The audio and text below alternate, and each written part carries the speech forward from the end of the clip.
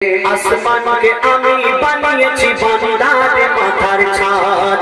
আল্লাহ পাক বলছেন আসমান কে আমি বানিয়েছি বান্দার মাথার ছাদ। জমিন কে বিছানা করেছি করতে ইবাদত। আসমান কে আমি বানিয়েছি বান্দার মাথার ছাদ।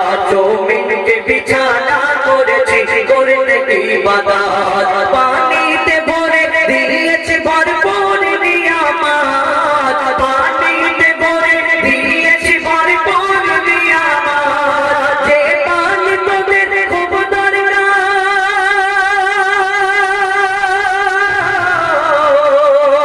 যে পানি তোদের খুব দরকার জীবন মরণে।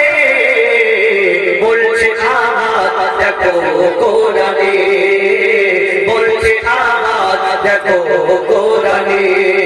কত নিয়ামত এই জমিনে, কত নিয়ামত এই জমিনে।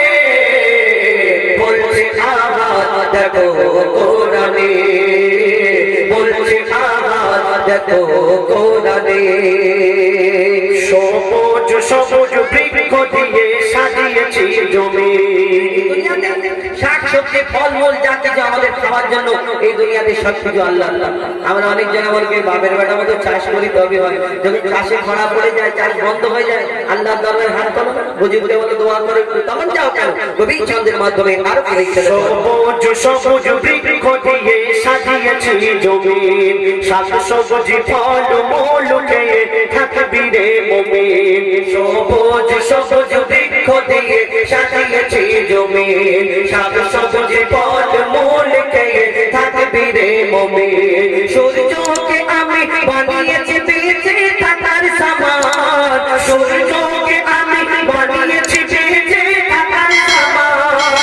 আধার ভুবনকে আলো করি,